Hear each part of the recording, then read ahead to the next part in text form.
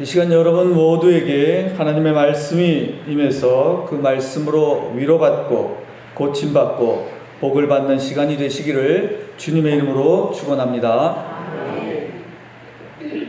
오늘은 남신도의 주일이며 창조절 셋째 주일입니다. 말씀 제목 다 함께 따라해 보겠습니다. 반드시 죽으리라. 반드시 죽으리라. 반드시 죽으리라. 어떻게 하면 반드시 죽는다는 것입니까? 이웃에 대하여 선과 악에 대한 판단을, 좋음과 나쁨에 대한 판단을 멈추지 않으면 반드시 죽는다라는 뜻입니다. 이해되셨죠? 어려운 얘기 아닙니다. 반드시 죽는다. 왜 죽냐 하면 선과 악을 판단하기 때문에 죽는다는 말씀입니다.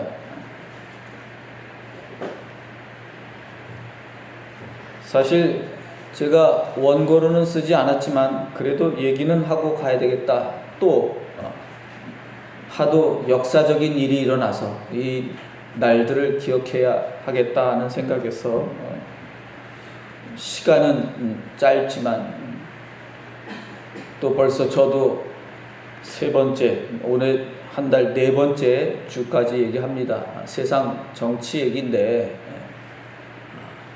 사실 저도 이렇게 얘기한 적이 없습니다. 한 번도 설교로. 하도 세상이 떠들썩하고 거짓이 난무하니까 여러분들에게 좀 정신 바짝 차려야 되겠다라는 생각으로 말씀을 드립니다. 뭐 대단한 것도 아니고 장관 하나, 후보자 장관 하나 뽑는데 온 세상이, 온 언론이 난리가 난 것은 참으로 역사적으로 유례가 없는 일입니다. 한 달 동안에 거의 기사가 120만 건. 그럼 상상하기 어려운 겁니다. 120만 건 넘었습니다. 제가 보기에 130만 건까지 벌써. 그런데 재미있는 것은 정말 흠이 없는 사람이죠. 조국 같은 사람은, 그런 사람들은 정말 흠 없는 사람입니다. 여러분들 제가 다시 한번 말씀드리지만 조금이라도 여러분 마음속에 그래도 흠이 있지 않을까라고 생각하는 것은 뭐라고요? 마귀의 유혹에 넘어간 것이다. 그것이 바로 예수님을 죽이는 일에 참여하는 것과 비슷한 사건입니다.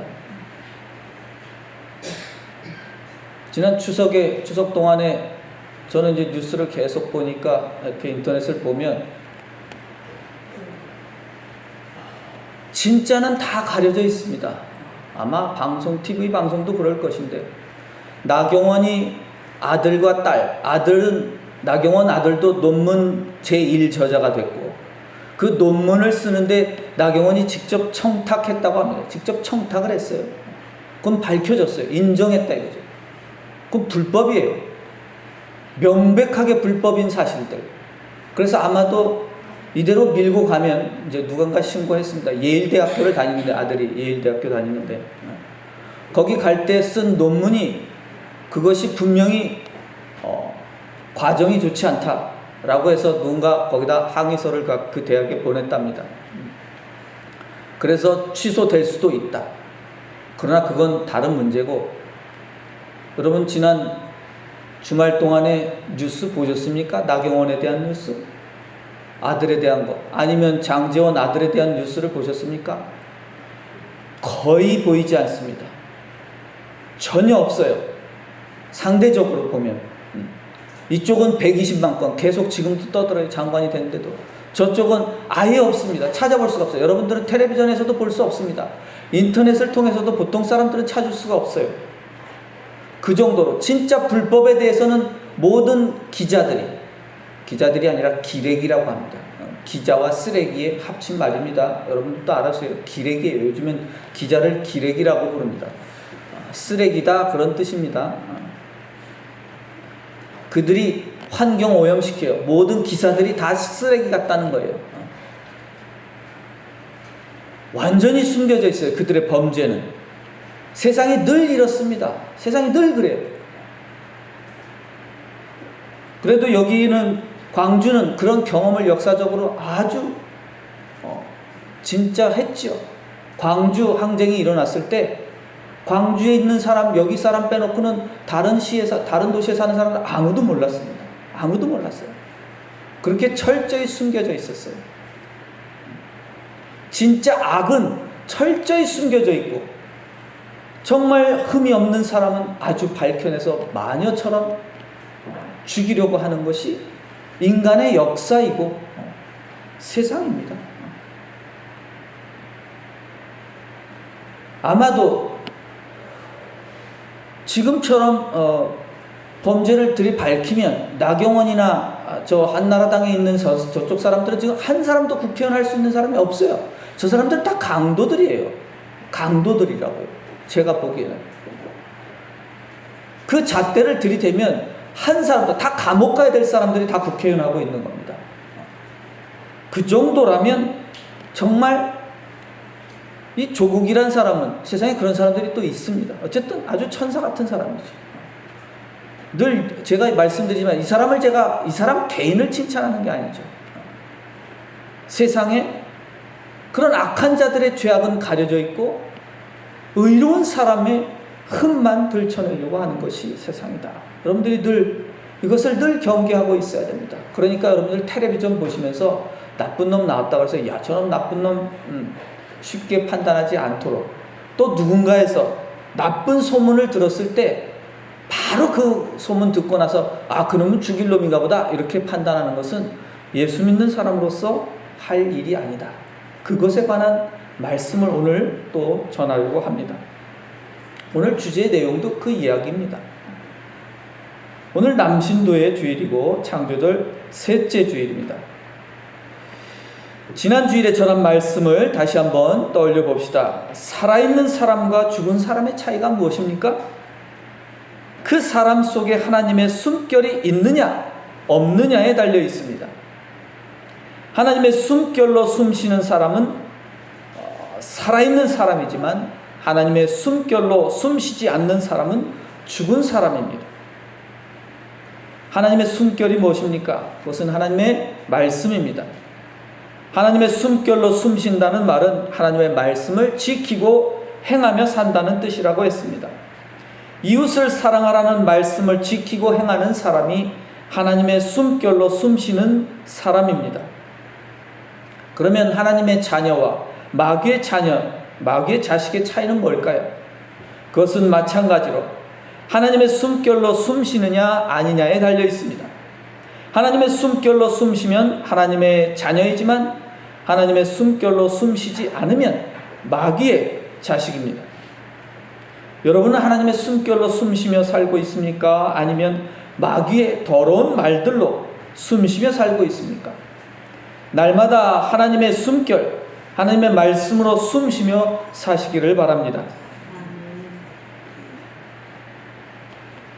하나님께서 사람을 만드신 후에 또 무엇을 만드셨나요? 오늘 성경 말씀에 보니까 에덴이란 곳에 동산을 만드셨습니다.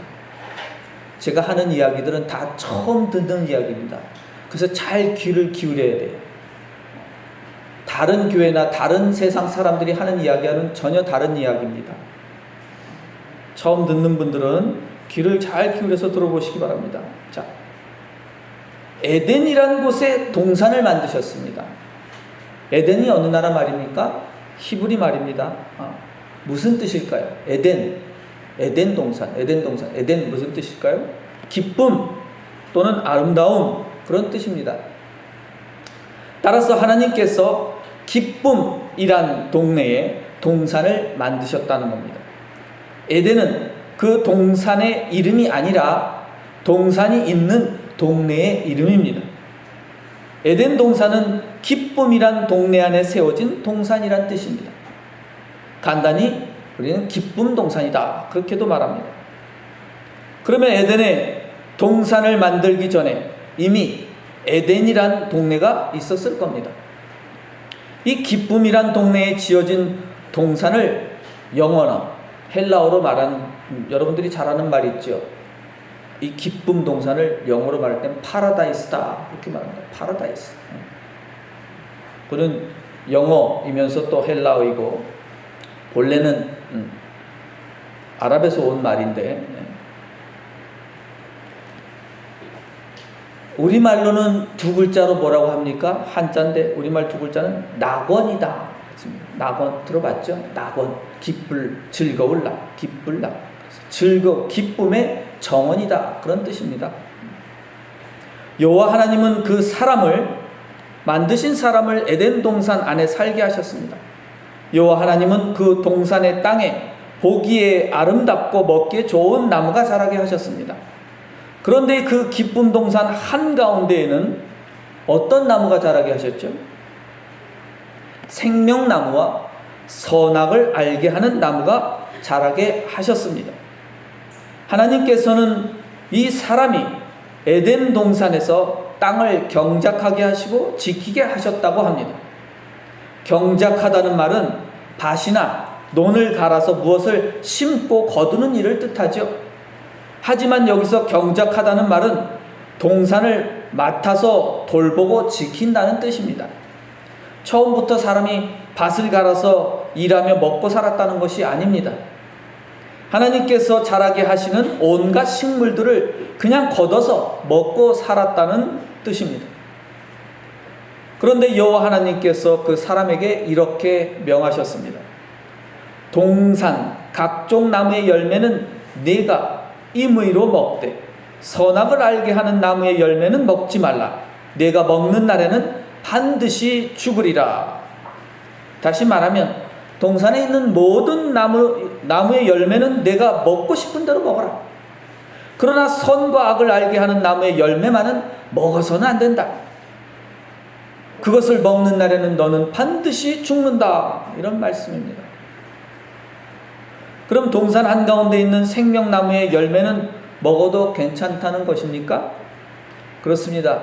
생명나무의 열매는 먹고 싶은 대로 먹을 수 있습니다. 그러나 선과 악을 알게 하는 나무의 열매만 먹지 말라고 하십니다. 선과 악을 알게 하는 나무의 열매를 세 글자로 하면, 이건 너무 길잖아요. 세 글자로 하면 선악과입니다. 하지만 선악과라는 이 말은 성경에 없습니다. 주의하셔야 합니다.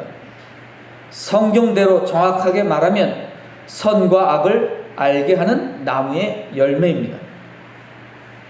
하나님께서는 사람에게 선과 악을 알게 하는 나무의 열매만은 먹지 말라고 명령하셨습니다. 그러면 하나님께서 이 말씀을 하실 때, 이 말씀하실 때 여자는 있었습니까? 없었습니까? 아직 없었습니다. 여자는 아직 만들어지지 않았기 때문에 하나님의 명령을 듣지 못했습니다. 이 이야기는 뒤에 가서 다시 하게 될 것입니다. 자, 하나님께서 사람에게 선과 악을 알게 하는 나무의 열매만은 먹지 말라고 명령하셨습니다. 먹으면 어떻게 된다고 말씀하셨습니까? 반드시 죽으리라고 말씀하십니다. 에덴 동산 한가운데 생명나무의 열매와 선과 악을 알게 하는 나무의 열매가 있습니다. 한 열매는 먹으면 살지만 다른 한 열매는 먹으면 반드시 죽는다고 합니다. 생명을 주는 나무와 죽음에 이르게 하는 나무가 있습니다. 다시 한번 또 강조합니다. 이 이야기는 동화 같은 이야기입니다. 그러므로 누군가가 저에게 와서 목사님, 정말로 에덴 동산에 생명나무와 선과 악을 알게 하는 나무가 있었다는 게 사실입니까? 이렇게 묻는 질문은 어리석은 질문입니다. 그것은 마치 이런 질문과 같습니다. 목사님, 산타클로스 할아버지가 진짜 살아계신다는 게 사실인가요? 어린이라면 몰라도 어른이 되어서도 진짜 하얀 수염이 난 산타 할아버지가 있다고 믿는다면 웃음거리가 될 겁니다. 물론 어린아이들에겐 산타 할아버지가 계시다고 가르치는 것이 훨씬 좋습니다. 하지만 중요한 것은 산타클로스 할아버지가 진짜 살아있느냐 없느냐의 문제가 아닙니다. 그렇다면 중요한 건 무엇입니까? 중요한 것은 누군가 아이들에게 선물을 주느냐 안 주느냐 하는 것입니다. 중요한 것은 선물이지 산타 할아버지가 계시냐 안 계시냐가 아닙니다. 물론 산타 할아버지가 살아있다는 것을 믿는다고 해서 나쁠 것은 없습니다. 단지 그것이 본질은 아니라는 겁니다. 진실로 중요한 것은 선물입니다. 누군가는 선물을 주고 누군가는 그 선물을 받는다는 사건이 중요하다는 것입니다. 따라서 에덴 동산의 생명나무와 선과 악을 알게 하는 나무가 진짜 있었을까? 이런 질문은 틀린 질문입니다. 쓸데없는 질문입니다. 믿음이란 그런 게 진짜 있었다는 사실을 믿는 게 아닙니다. 에덴 동산에 생명나무가 진짜 있었다는 사실을 믿느냐 안 믿느냐는 전혀 중요하지 않습니다.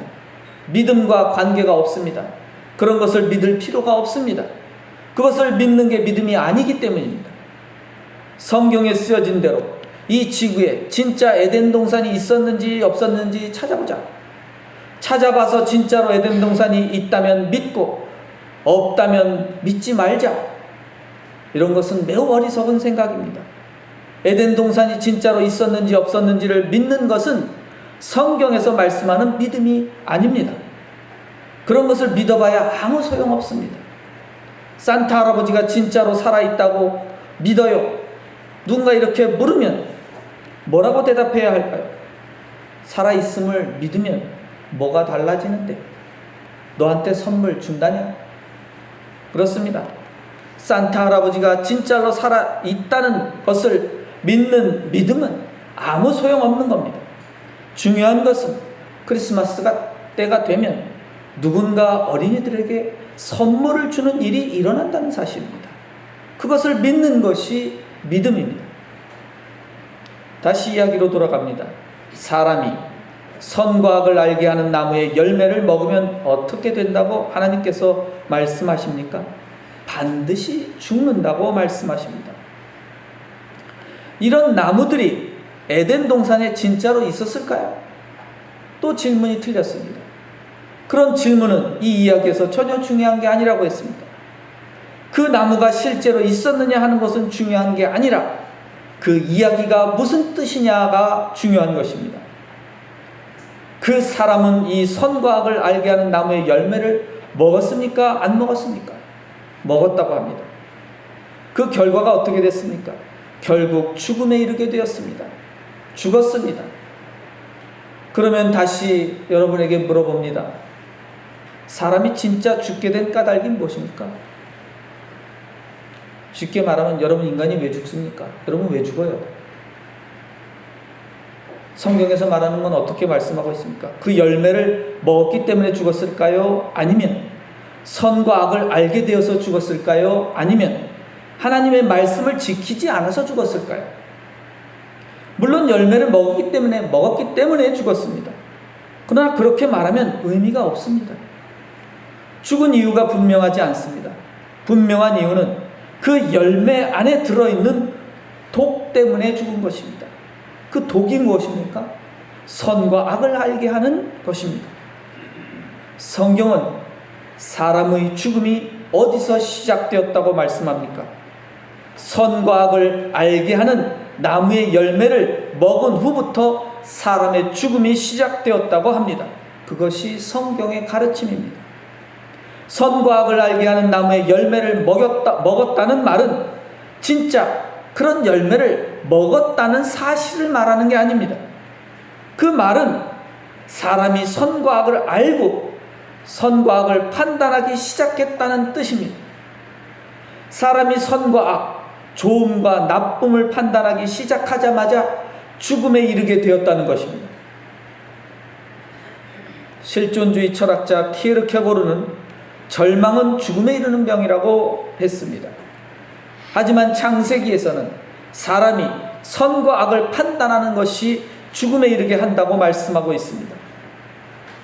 이 이야기는 태초의 이야기지만 또한 지금 여기에서 일어나는 이야기입니다. 그것은 단지 과거의 이야기가 아니라 현재에도 일어나고 있는 이야기입니다. 성경은 사람이 왜 죽는다는 것입니까? 육신이 늙기 때문이 아닙니다. 선과 악, 좋음과 나쁨을 알게 되었기 때문에 선과 악을 판단하기 때문에 죽는다는 겁니다. 너는 좋아, 너는 나빠, 나는 좋아, 너는 나빠. 이런 선과 악의 구별이 사람을 죽음에 이르게 한다고 성경은 말씀하는 것입니다. 더 자세한 이야기는 다음에 아담과 하와의 이야기에서 다시 하겠습니다. 말씀을 정리합니다. 우리가 죽음에서 벗어나 영원한 생명을 얻으려면 어떻게 해야 하겠습니까? 선과 악을 판단하는 일을 멈추어야 합니다. 버려야 합니다.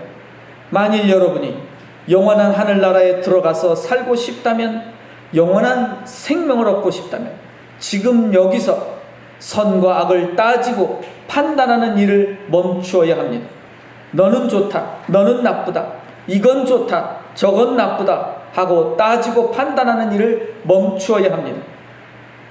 창조절기 동안에 이웃에 대하여 선과 악, 좋음과 나쁨을 판단하지 말고 항상 참 좋다고 말하며 사시는 하나님의 자녀가 되시기를 주님의 이름으로 축원합니다.